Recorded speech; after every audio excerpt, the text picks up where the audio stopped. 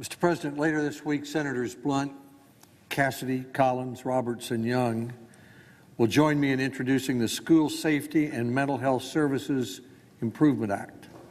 3 weeks ago, 14 high school students, a teacher, a coach, and an athletic director were killed at Marjorie Stoneman Douglas High School in Parkland, Florida.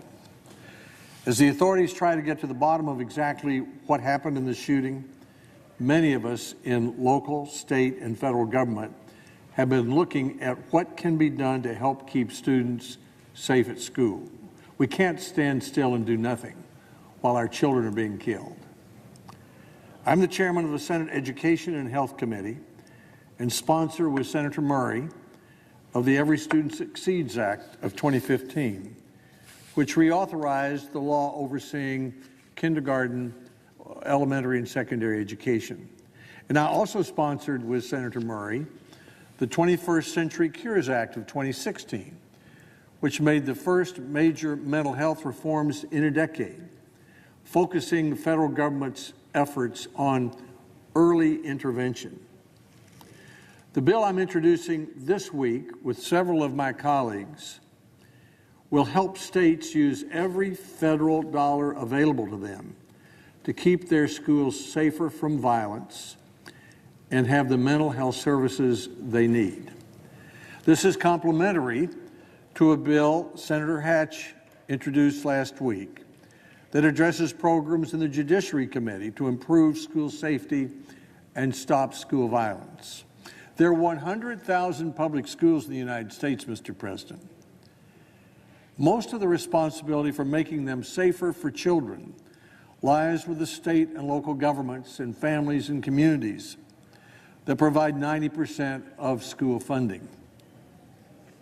But the federal government can and should help create an environment so communities, school boards, and states can create safer schools. Under this bill, the federal government can help in the following 4 ways. Number 1, allow schools to use Title II funding under the Elementary and Secondary Education Act to hire more counselors. About a fifth of all children aged 9 to 17 have a diagnosable mental or addictive disorder that causes at least minimal impairment. In the 2014-2015 school year, there was a counselor to student ratio of 482 to 1. While the American School Counselor Association recommends a counselor to student ratio of 250 to 1. This bill would help schools make up that difference.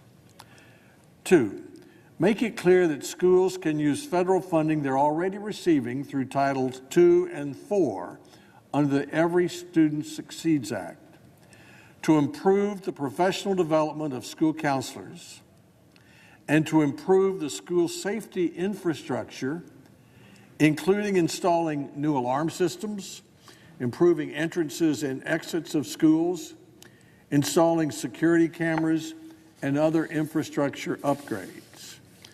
3, our bill renews and updates the law to expand a successful program that helped to train education personnel and ensure children have the services they need after a violent incident. This program was piloted after the shooting in Newtown, Connecticut, and is shown to be effective.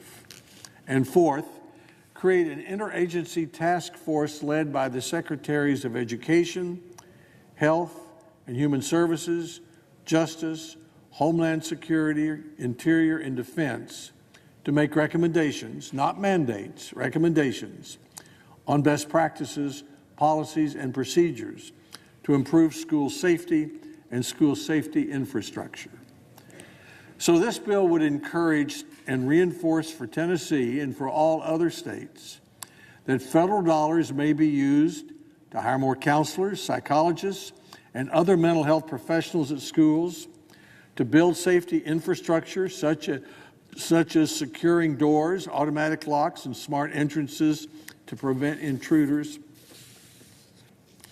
and to develop mental health programs to identify children who might be dangerous to other children.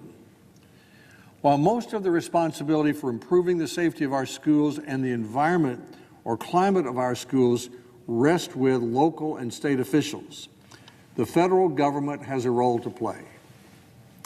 In conclusion, Mr. President, in addition to the policies in this bill that I described, I support President Trump's directive to the Department of Justice to craft regulations to ban so-called bump stocks, which have the effect of making a semi-automatic firearm function more like an automatic firearm. And I, along with 49 other senators, have co-sponsored bipartisan legislation to have more effective background checks.